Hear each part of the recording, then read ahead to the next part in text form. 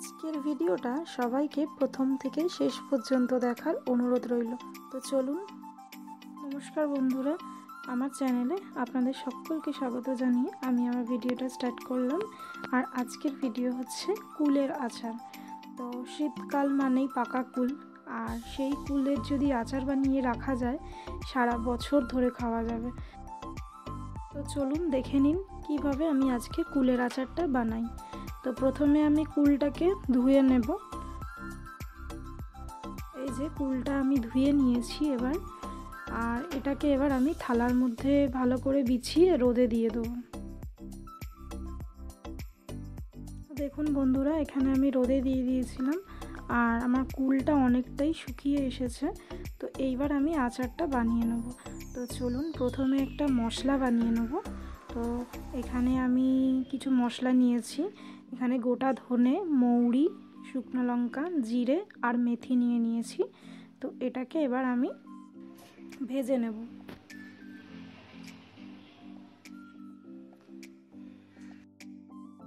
প্রথমে আমি কড়া বসিয়ে দিয়েছি। তো এবার এই কড়াটা একটু হালকা গরম হলে এর মধ্যে শুকনো লঙ্কাটা আগে ভেজে নেব। তো এই শুকনো লঙ্কাটা ভেজে তারপর আমি একে একে মশলাগুলো দেব। বাকি মশলাগুলো দিয়ে দিলাম আর এটাকে এবার হালকা করে ভেজে নেব।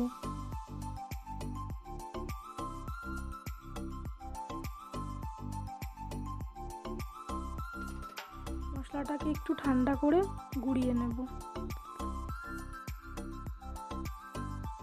কড়াই আমি একটু জল বসিয়ে দিয়েছি, আর এদিকে আমি গুড় নিয়েছি পরিমাণ মতো। আর এদিকে দেখুন আমার জলটা ফুটে গেছে। তো এবার আমি ওই যে গুড়টা নিয়েছিলাম ওইটা ওই জলের মধ্যে দিয়ে দেবো।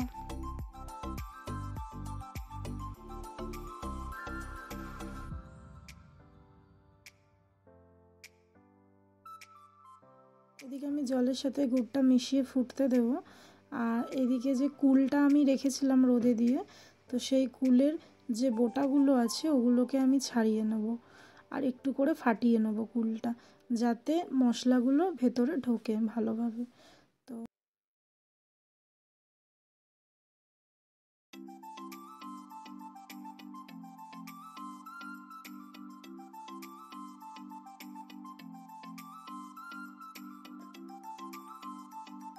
আমি বোটাগুলোকে ছাড়িয়ে এই আরেকটা ট্রের মধ্যে আমি সব রেখে দিচ্ছি।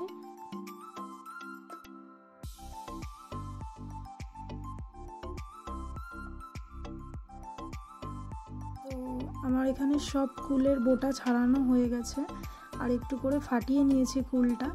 তো দেখুন এবার আমি আচারটা বানিয়ে নেব।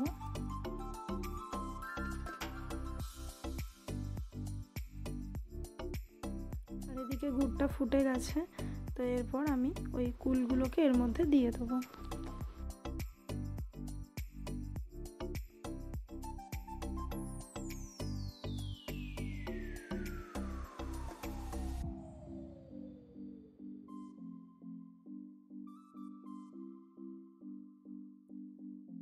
এর মধ্যে আমি একটু লবণ অ্যাড করে দেবো, দিয়ে ভালোভাবে কুলটা সিদ্ধ হতে দেবো।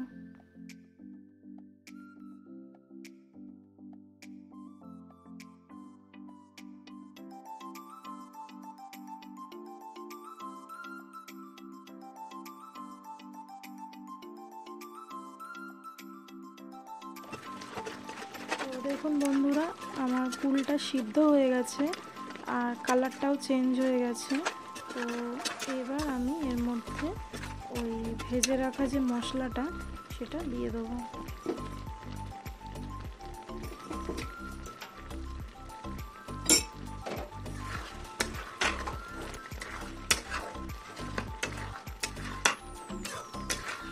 মশলাটা আমি এখানে 2 চামচ মতো দিয়েছি, তো আপনারা বুঝে দেবেন।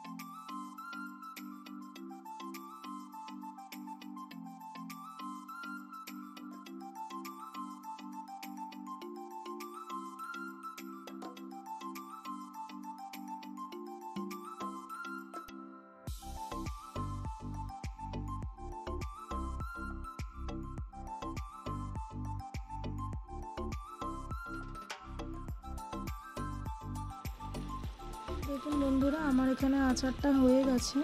তো এবার আমি গ্যাসটাকে অফ করে দেবো, আর এভাবেই আমি ঠান্ডা হতে দেবো আচারটা।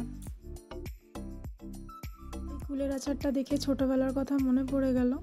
তো ছোটোবেলায় যখন স্কুলে যেতাম, তো টিফিনের টাইমে, ছুটির টাইমে কুলের আচার কিনে খেতাম।